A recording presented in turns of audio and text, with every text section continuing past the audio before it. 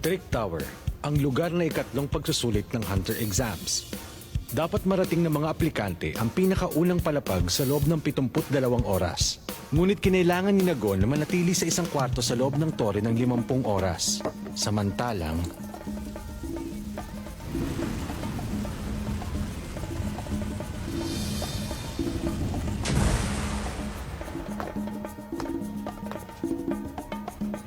Number 384, Jereta. Ang pang-apat na nakapasa sa loob ng 12 oras at 27 minuto. Ay, okay na rin siguro to.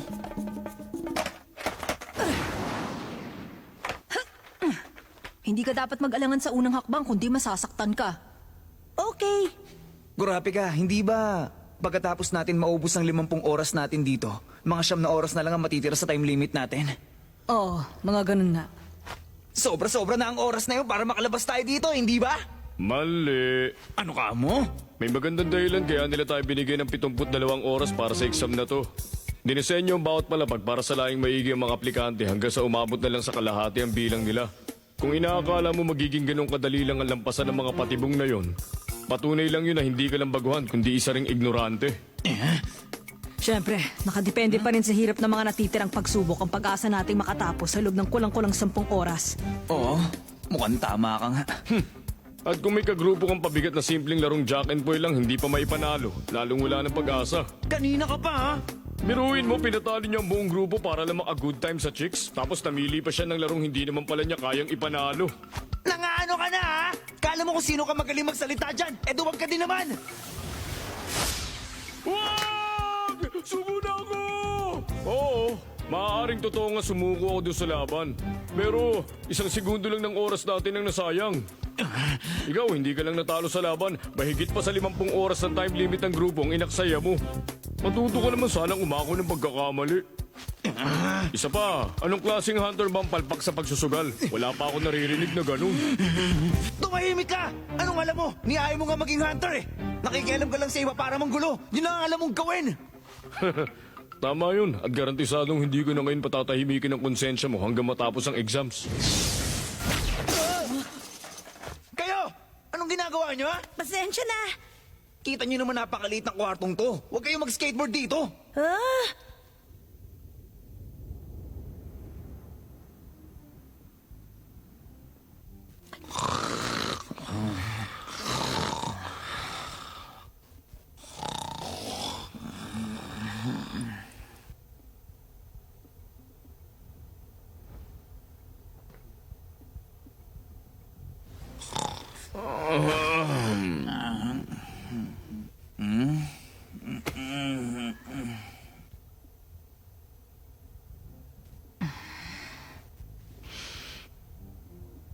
Hindi ka ba makatulog? Hindi naman. Kasi kaya ko ng mga 2 hanggang 3 araw na walang tulog. 10 oras na ang nakalipas. Wala kasi mga bintana kaya mahirap masabi. Pero siguro madaling araw na. Sa tingin ko rin nga.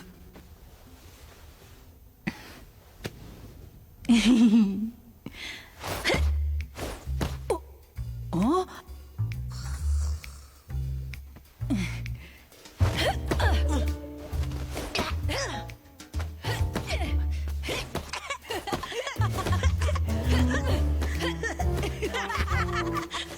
Hoy, ano ba ang iingay ninyo? Kung ayaw nyo matulog, magpatulog kayo! Ang baho! Tumigil nga kayo, walang nakakatawa dun. Ang baho talaga! Ikaw balat kalabaw ka. Pag nalaman ko nagpapanggap ka lang na tulog, lagot ka sa akin. Yan tuloy, gising na ako. Ay, 40 oras pa tayo dito. Naman.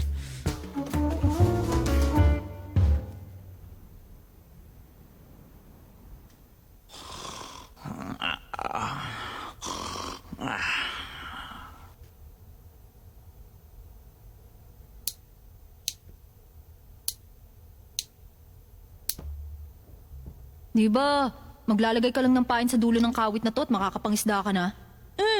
kailangan mo din mag-isip na parang isda. Talaga bang kailangan pa yun? Oo! Imagine mo nararamdaman ng isda pag nakakita siya na lumulutang na pain. Akin na!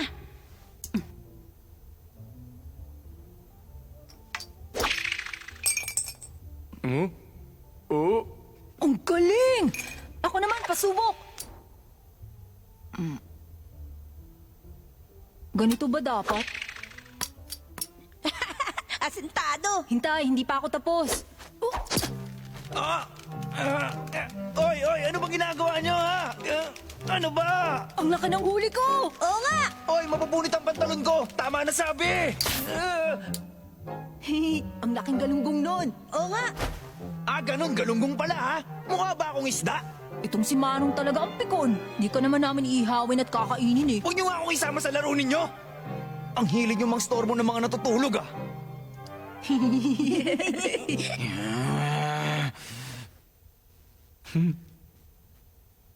Anong tinatawa-tawa mo dyan? ha? Bakit masama bang tumawa? Di ba lahat naman ng ginagawa mo masama? Nananahimik lang ako dito eh. Pag-iinitan mo na naman ako kahit hindi kita ginugulo. Huwag akong pagbuntunan mo. Kunwari ka pa.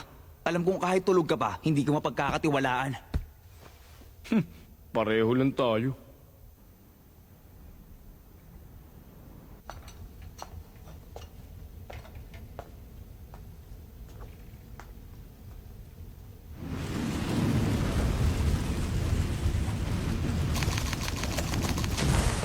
Yes, nakatapos din!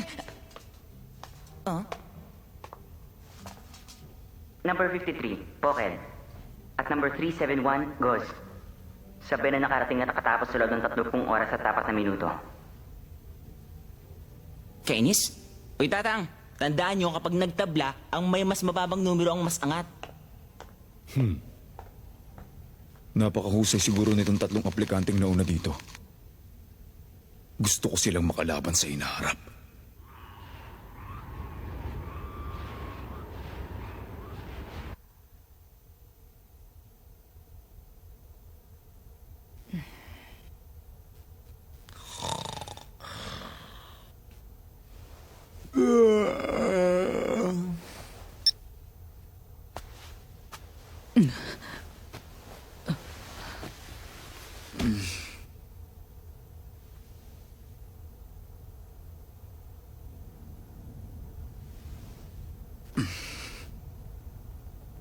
Ikaw, hindi ka lang natalo sa laban. Mahigit pa sa 50 oras ang time limit ng grupong inaksaya mo. Matuto ko naman sanang umako ng pagkakamali.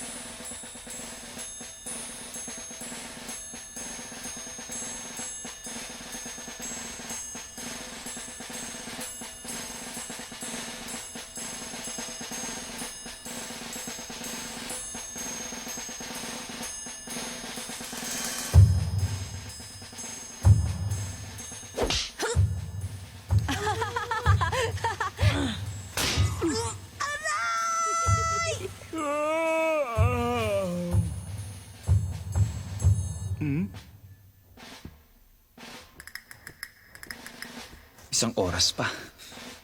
Ay.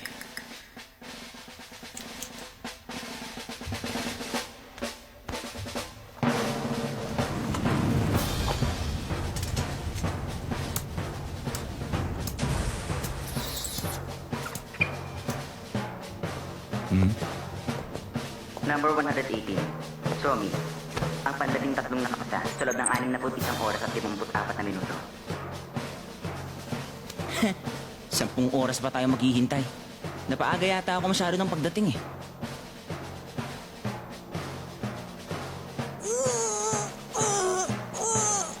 Yung ayos! Handa na ako! 1 minuto na lang. Ito na yata ang pinakamahabang 1 minuto.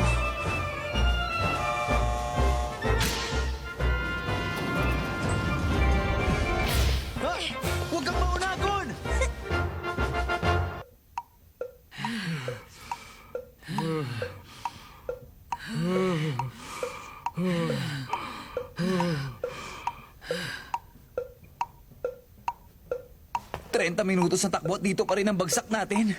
Sabi ko kasi sa inyo, dapat bumaba tayo dun sa hagdan. Huwag kang angepal dyan! Napagkasunduan natin lahat ng daan na to, hindi ba?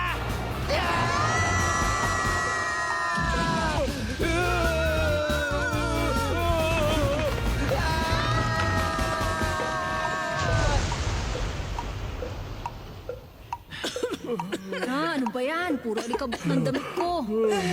Bilisan na natin. 1 oras na lang ang natitira sa time limit.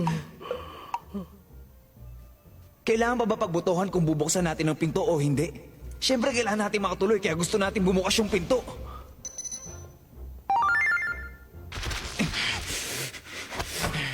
Napupuno na talaga ako sa'yo, ha? Ay, hindi ako yun. Bilib kaya yung pinindot ko. Nagsisinungaling ka pa? Ikaw itong nagmamalaki na mahilig kang mambulilyaso ng tsansa ng iba. Yorio, sorry. Bakit? Ako yun, nagkamali lang ako ng pindot. Ikaw? Okay lang, ikaw naman pala eh. Hoy, pare! Pare yata may nakakalimutan kang gawin. Nagkamali ka ng bintang, dapat mag-sorry ka. Ikaw naman na may gusto maging kontrabida, hindi ba? Kasalanan mo kung bakit wala akong tiwala sa'yo. Wala akong atraso sa'yo, kaya hindi ako magsasorry. Kung magsalita ka, para baka ako lang may kasalanan ng lahat ng kamalasan nangyayari sa atin ngayon, ah. May sinasabi ka ba? Ang bilis mo naman yata makalimutan na hindi naman akong gumawa ng pinakamalaking kapalpakan sa grupong ito. Sino ba sa atin na nag-aksaya na 50 oras ang ganun-ganun na lang? Tama na yan, Leorio. Pabayaan mo ako, Kurapi ka! Please, huwag kayo mag-awan, Yorio. Ginoong Tomba. Ako may kasalanan, kaya sorry na. Para kayong mga timang. Diyan na nga kayo. Hintay, Kilua! Uy, Gon! Dali, mukhang malapit na tayo makalabas. Oh, talaga? Tignan niyo yung nakalagay. Ito na ang huling pagsubok na paggagamitan ng batas ng nakalalamang. Handa na ba ang feelings ninyo? Mamili sa dalawa, bilog ang oo, ekis ang hindi. Handa na ba ang feelings ko? Kanina pa handang-handa. Ikaw! Tama na! Wala na tayong oras para mag-away. 2 pinto ang natitira. Alin ang pipiliin ninyo? Ang 100, mahaba at mahirap. Pero lahat kayong 5 papayating dumaan. Ang isa naman maiksi at madali pero 3 lang sa inyo ang papayating dumaan. Kung ang mahaba at mahirap na daan ang pipiliin, mangangailangan ito ng mahigit kumulang 45 oras bago kayo makarating sa inyong patutunguhan. Dadali naman kayo ng maiksi at madaling daan sa inyong patutunguhan sa loob lang ng 3 minuto. Pindutin ang bilog para sa mahaba at mahirap na daan. At pindutin naman ang X para sa maiksi at madaling daan. Kapag X ang pinili, dapat iposes ang dalawa sa inyo sa pader. At pagkatapos tsaka pa lamang magbubukas ang pinto. Hindi makakagalawang 2 aplikanteng maiiwan hanggang sa maubos ang time limit. Mukhang pinaghandaan talaga to ng mga examiner natin. Lahat na yata ng klase ng sandata nandito sa kwartong to. 2 sa atin ang kailangan maiwan. Gusto nilang paglabanin tayo hanggang sa matira ang 3 pinakamatibay. Ngayon pa lang, magkalinawan na tayo. Pipindutin ko ang X, pero wala akong intensyon magpaiwan. Gagawin ko ang anumang kinakailangan para mapasama sa 3 makakalabas dito. Ang kapal mo rin pala talaga. Kung hindi dahil sa kabalbalan mo, edi sana lahat tayo pwede makalabas dito. Kung tunay ka lalaki, paninindigan mong ginawa mo at magpapaiwan ka rito. Ano ka mo? Tama naman ako, hindi ba? Sabihin niyo sa akin, may sinabi ba akong hindi totoo? Makinig kayo sa akin! Yung bilog ang pipindutin ko. 5 tayong nakaabot dito at ang gusto ko, 5 din tayong papasa. Wala sa ating dapat maiwan. Gon, Kahit na parang imposible yung mahabang daan, gusto ko pa rin nasubukan natin. Anong parang? Ang tamang sabihin, imposible na talaga. Kulang na sa 1 oras na natitira sa atin. Gon, wala na tayong ibang pagpipilian. Kung gusto mong pumasa. Yun na nga ang sinasabi ko kanina. Mag-isip tayo kung paano pipiliin ng 3 papasa. Ako, plano ko. Siyempre kasama na tayong 2 doon.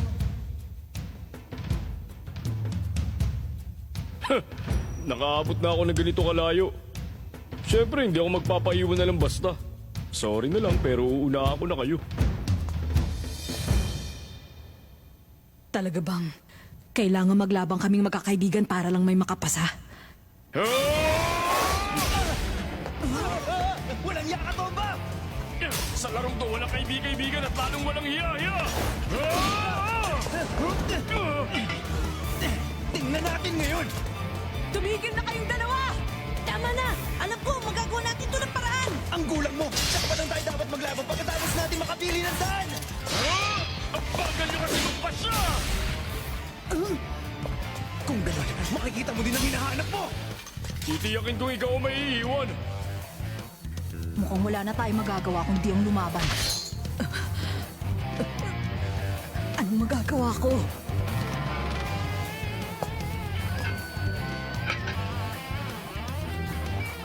Tatlong minuto na lang ang natitira. Sa wakas, matatapos na rin. Oo nga, naiinip na ako dito sa tagal.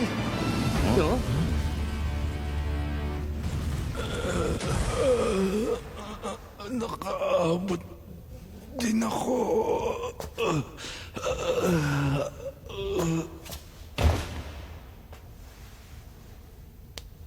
Patay na siya. Hunghang din ang isang yan. Mas mabuti nang mabuhay at sumubok uli, kaysa naman makapasa ka nga, pero patay ka naman. Isang minuto na lang ang natitira. Mukhang 19 na lang tayo dito na nakapasa sa third phase ng exams.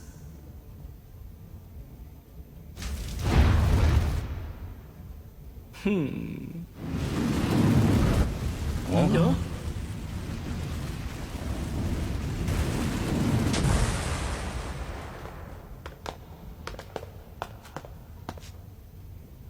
Number 404, Kurapika, ang pang-20 nakapasa. Number 99, Kiluwa, ang pang-21 nakapasa. At number 405, Gon, ang pang-22 nakapasa. Sa loob ng 71 oras at 59 na minuto. Aray, ang sakit ng puwet ko!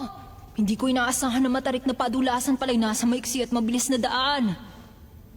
3 lang sila? 30 segundo na lang. Mabuti na lang nakaabot pa rin tayo sa oras, no? Oo, puro paltos nga lang ang mga kamay ko. Oo, ako rin! Number 403, Liorio, ang pang-23 nakapasa. Number 16, Tomba, ang pang-24 na nakapasa. Sa loob ng 71 oras at 59 na minuto. Puro paltos na rin ang mga kamay ko. Pero masaya ako't lahat tayo nakalabas sa kwartong yun ng buhay. Gon, ang galing mo talaga!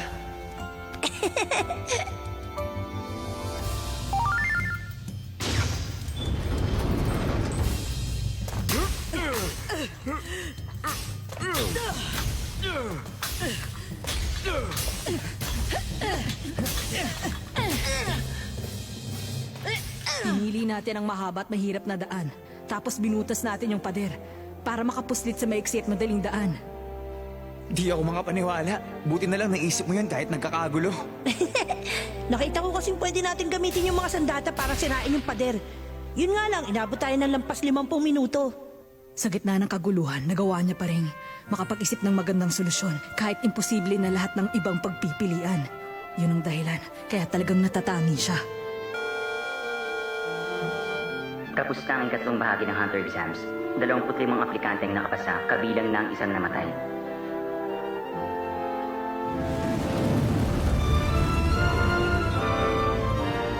Sa kabila ng pagkakaiba ng mga miyembro ng grupo nila, nagawa ni Gon na pag-isahin sila upang sabay-sabay na malampasan ang pagsubok.